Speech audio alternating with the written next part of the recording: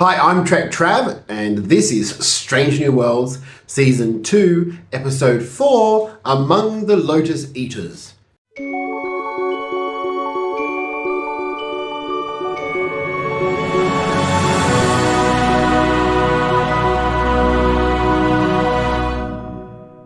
So, we get a really long recap with this one, we got a recap of all this stuff that's going on with Chapel and with Spock and with Lan, and I was just a bit like, this is a lot. This is going to be a lot this episode. Remember, there is spoilers. It's spoiler filled. If you haven't watched the episode, make sure you go watch it and come back. Make sure to like, comment, and subscribe. I want to hear what you think about the episode. It was really entertaining. I really enjoyed it. So, basically, I loved the idea of losing all your knowledge but still feeling the feelings. Living in the now because you don't have a past. Which is funny because I feel like maybe it was a message to Star Trek fans to sort of focus on the now, stop remembering how things were. But at the same time, at the end, they sort of go, well, you need to know the context of those feelings. It was a really emotional episode. I think I was a little disappointed that it wasn't more Ortega's focused. And even though it was, we didn't learn anything new about her other than she's a really good pilot. It played up this Ortega's thing. And I just wanted to get to know her after one season of just barely knowing her. And this season we sort of got an episode. And I suppose it's a bit of a letdown after the last two, which were so character focused, that this one really wasn't. So they go to Rigel 7, and the planet has a radiation which causes people to forget, but if you're inside the castle, you don't forget. There's a crew member from a previous mission that got left behind, and he's evil and annoyed. And Pike and Lan and Manga, they start losing their memories. It's a very bulk standard, but I think that's more because the last two episodes have been so wham bam. I really enjoyed the dealing with Pike's relationship with the other captain. I think the ramifications of her being in trouble because she sort of supported Una. At the same time, they brought up the fact that Captain Kirk's a Starfleet captain. They sort of emphasize that the thing that keeps a lot of captains out of relationships is the responsibility to the ship and to the crew. But Pike turns it on its head because normally, and I like that Una sort of brought this up, that he sabotages every relationship the same way Kirk did, Picard did, Janeway did. The only other one to have a decent relationship was Sisko, and maybe Archer in season 4 of Enterprise. And for Pike, the fact that she's a captain and I like that he realizes that she's the only one who can sort of understand that burden and that responsibility.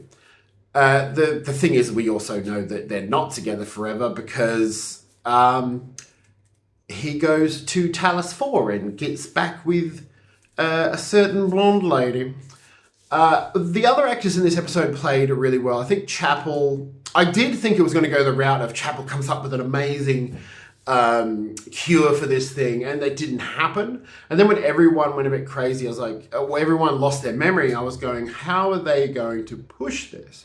And I didn't actually know how they were going to do it until they focused on Ortega's, and it became the fact that it was her feelings and instinct that allowed her to be a pilot. I do think that's a bit of a stretch. At the same time, narratively, it works within the story that pilots are always known for having instincts and stuff like that. It's something that the army pushes. I would definitely say that this is out of the 4 episodes, this is my third on the ratings. I think the first episode was quite meh. I think then it was this episode, and then the Una episode, then the Laan episode. I really hope that we get a bit more I like the character focuses. This whole season is sort of feeling a little like a continuation of season 1. And I think that's because in season like 2 of TNG, Voyager, and all of the other shows, there was a little bit of change within the status quo, whereas Star Trek Strange New Worlds hasn't really had that change. It's exactly the same characters. They all look virtually the same, although I've noticed they've calmed down on Pike's hair, which I think was a benefit, to be honest. It can't be any worse than that. But yeah, I think this episode is a good, I want to say filler episode. I wish it had been more Ortega's. I did enjoy Spock being sort of weirdly supportive in the episode.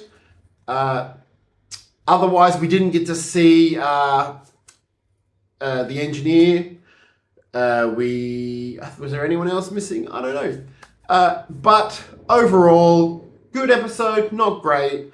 And I think the pushing of... I just remembered. I think the pushing of Pike to the point where he almost killed that guy was pretty good. Would have been better if he actually killed the guy who had been left behind. Then I would have been like, what the fuck? I think that would have been a lot of darkness on Pike that we weren't aware of. I like also, because they're playing instincts and stuff like that, that M'Benga's instinct is to be a healer, to be medicine. I think that was the point of his story in this, which is he got put on the mission because he's a good fighter, but he actually was, the main reason for him being there and for him being a person instinctually and emotionally is because he's a doctor. I think La'an is badass, but we got a lot of La'an last week, so we don't really need a lot more of her, but she was good in this episode too. Tell me what you think. I really think it was good, not great. Do you think that Pike will marry the other captain? Do you think that Ortega's maybe needed a bit more? Like just some sort of depth or explanation of her her history, her character? Do you think that we should have got a bit more, I don't know, action-orientated stuff? Phasering through an asteroid notwithstanding. Make sure to like, comment, subscribe, and come back to TrekTrav every Thursday for the Star Trek Strange New Worlds reviews.